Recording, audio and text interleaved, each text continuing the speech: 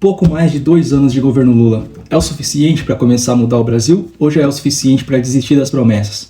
Enquanto enfrentamos juros altos, moeda fraca, crise política e um cenário de incertezas, a pergunta que ecoa entre os brasileiros é a seguinte: o que esperar do futuro? Será que o presidente vai conseguir atravessar os próximos 2 anos ou estamos diante de um governo que está totalmente à deriva, pessoal?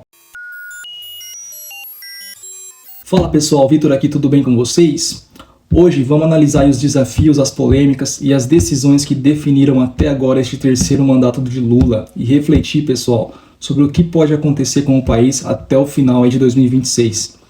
Vamos tentar aí fazer uma análise mais aprofundada sobre o governo Lula e os desafios aí para os próximos 2 anos. Para começar, pessoal, o governo do nosso aí, Luiz Inácio Lula da Silva, em seu terceiro mandato, tem sido alvo aí de debates intensos, galera. Após pouco mais de 2 anos aí no comando do Brasil, a administração tem enfrentado um cenário bem desafiador, marcado aí por obstáculos econômicos, sociais e políticos que vem colocando à prova aí as promessas de campanha e a capacidade de articulação do presidente. Então, neste vídeo eu quero comentar aí as principais dificuldades enfrentadas até agora e o que o futuro reserva, para Lula e sua gestão. Vamos começar pela economia, pessoal, o discurso e a realidade, Desde o início do mandato, a economia tem sido aí um dos pontos mais frágeis do governo. A narrativa de que a reconstrução do país está em andamento contrasta aí com a realidade vivida por milhões de brasileiros. Os juros altos estabelecidos aí para controlar a inflação e que vale dizer, não tem funcionado, é só ir no mercado e já perceber. Enfim, esses juros altos aí têm limitado, pessoal, o acesso ao crédito, dificultando aí a vida de pequenos empreendedores e famílias de baixa renda. Apesar de o governo Lula comemorar pequenas vitórias, como a leve queda no desemprego, é preciso destacar também que grande parte das novas vagas criadas estão concentradas no setor informal, pessoal, com baixa remuneração e sem as garantias trabalhistas. Isso significa que mesmo que haja um pequeno crescimento econômico, esse crescimento ainda não é suficiente para melhorar a qualidade de vida da população. Outro ponto crítico, pessoal, é a condução da política fiscal. O novo arcabouço fiscal, que substituiu o teto de gastos, foi recebido aí com ceticismo pelos mercados. Sem uma estratégia clara para controlar o endividamento público, a credibilidade do governo perante os investidores e instituições financeiras, principalmente internacionais, segue bem abalada, comprometendo aí o potencial de recuperação econômica. Ou seja, para resumir, na economia, o Brasil está bem mal das pernas. E esse tem sido realmente um dos pontos mais frágeis do governo aí, porque esse ponto mexe direto no bolso da população, no meu bolso e no seu. Mas vamos seguir para o próximo, que é a fragilidade política e os desafios no Congresso. Na política, pessoal, Lula enfrenta um dos cenários aí mais desafiadores de seus 3 mandatos. A polarização extrema no Brasil criou um ambiente bem hostil para o Lula, onde a oposição, liderada aí por figuras da direita, tem conseguido travar os projetos que eles tentam aprovar. Recentemente teve o vídeo do Nicolas, por exemplo, que desmoralizou o ministro da Economia. E mesmo com uma base ampla até no Congresso, o governo frequentemente precisa ficar negociando os cargos e emendas parlamentares para aprovar os seus projetos. Então, a situação não está nada fácil para o Lula. E essa dependência política, pessoal, enfraquece o executivo e expõe a falta de uma articulação que funcione, eficiente. Projetos aí como a reforma tributária, que prometia simplificar o sistema de impostos e atrair investimentos, estão sendo diluídos para atender interesses diversos, o que pode comprometer os resultados. Além disso, o governo enfrenta críticas crescentes aí pela aparente falta de renovação na política e na comunicação. As práticas antigas continuam dominando o cenário. Nessa parte, a direita tem dado um show no governo, principalmente nas redes sociais. Enfim, o próximo ponto, as políticas sociais que estão em xeque.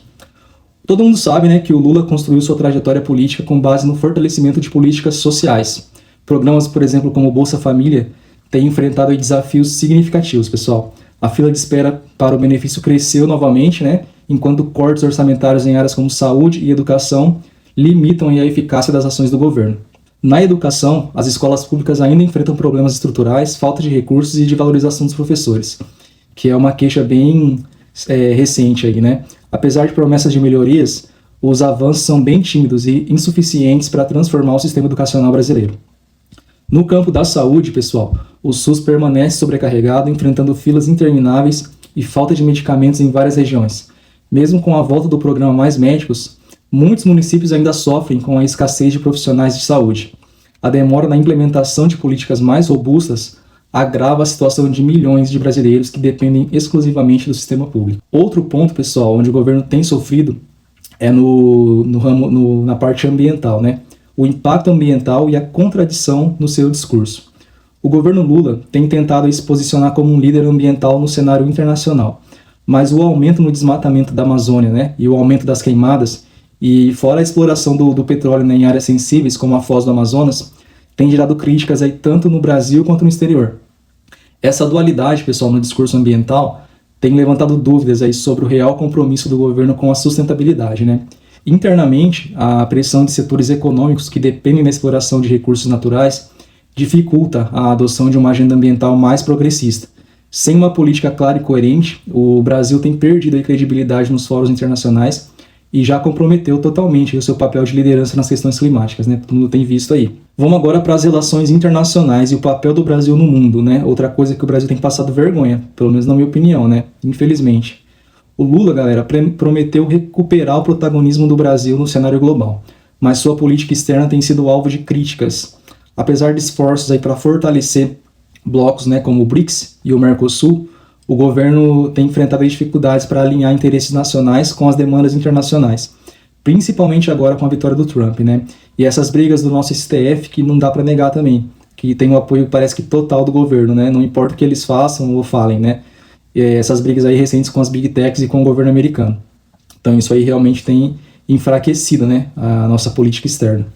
Outra coisa, pessoal, é a postura ideológica em algumas negociações do nosso governo, como no caso aí de regimes autoritários, né, aliados. Isso aí enfraquece, pessoal, a imagem do Brasil como um mediador confiável. Além disso, a falta de avanços concretos em acordos comerciais e a resistência em implementar reformas estruturais diminuem o apelo do país como um destino atraente para investimentos.